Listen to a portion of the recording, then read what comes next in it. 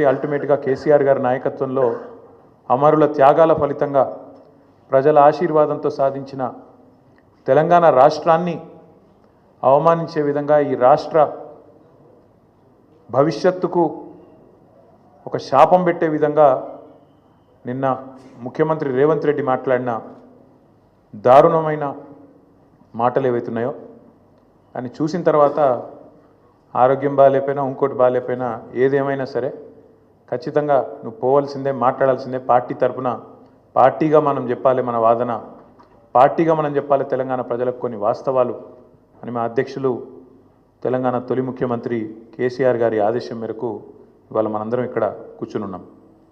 నిజంగా నిన్న రేవంత్ రెడ్డి గారు మాట్లాడిన మాటలు చూస్తే స్వతంత్ర భారతదేశ చరిత్రలోనే అత్యంత అసమర్థుడు, ఒక చేతగానివాడు, ఒక పనికిరాని దక్షత లేని పాలకుడు ఇంకొకరు లేరు ఈ దేశంలో అనేది మాత్రం తేలిపోయింది.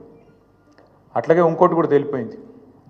ఏవైతే వీళ్ళు ఒక 420 హామీలతో అభయహస్తం అనే పేరు మీద ఇచ్చిన మేనిఫెస్టో, అందులో సబ్బండ వర్గాలకు కలిపి 420 హామీలు ఏవైతే ఇచ్చినరో కాంగ్రెస్ మేనిఫెస్టో ఈ శతాబ్దపు అతిపెద్ద మోసం అనేది కూడా తేలిపోయింది. అట్లాగే కేసీఆర్ గారు చిలుకకు చెప్పినట్టు చెప్పిండ్రు తెలంగాణ సమాజానికి.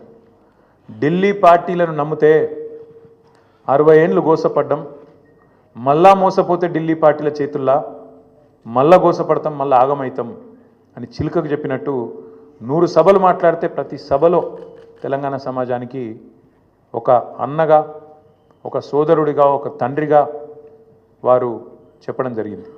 ఆనాడు ఎన్నికల నాడు కేసీఆర్ గారు చెప్పిన ప్రతి మాట ఢిల్లీ పార్టీలను నమ్మితే ఆగమైతే తెలంగాణ అని చెప్పిన మాట అక్షర సత్యం అని చెప్పి ఇవాళ రుజువు అయింది. ముఖ్యమంత్రి గారు మాట్లాడుతూ నన్ను ఎవరు నమ్ముతలేరు, అప్పు ఉడతలేదు, ఢిల్లీకి వెళ్తే దొంగను చూసినట్టు చూస్తుండ్రు, అపాయింట్మెంట్ కోసం పోతే చెప్పులు ఎత్తుకపోతాడేమో అని భయపడుతున్నారు. నాకు తెలిసైతే నాకు దగ్గర 48-49 ఏళ్ళు ఉన్నాయి. నేను కూడా రాజకీయాలను ఒక 35 ఏళ్ళకి వెళ్ళి చిన్నప్పటి నుంచి పేపర్లు చదివే అలవాటు ఉంది, టీవీ చూసే అలవాటు ఉంది, రాజకీయ కుటుంబంలో పుట్టినా కాబట్టి దగ్గర నేను కూడా ఒక 10-15 మంది ముఖ్యమంత్రులు వాళ్ళ నడవడిక, వాళ్ళ మాట తీరువని చూసినాను. నాకు పక్కన చాలామంది విశేషమైన అనుభవం కలిగిన వాళ్ళు ఉన్నారు. కానీ బహుశా ఇంత దివాలా కోరు మాటలు మాత్రం బహుశా ఈ దేశ చరిత్రలనే ఏ రాజకీయ నాయకుడు కూడా మాట్లాడలేదు. ముఖ్యమంత్రి కాదు, ఏ రాజకీయ నాయకుడు కూడా మాట్లాడలేదు. ఒక్క మాటలో చెప్పాలంటే రేవంత్ రెడ్డి గారు నిన్న నాకు పరిపాలన చేత కాదు అని కాడి పడేసిండని చెప్పక తప్పదు. చాలా స్పష్టంగా కాడి వారేసి నాతో కాదు అని చేతులు ఎత్తేసిండు. ఇక అయిపోయింది, నాతో కాదని నిన్న స్పష్టంగా చెప్పిండు.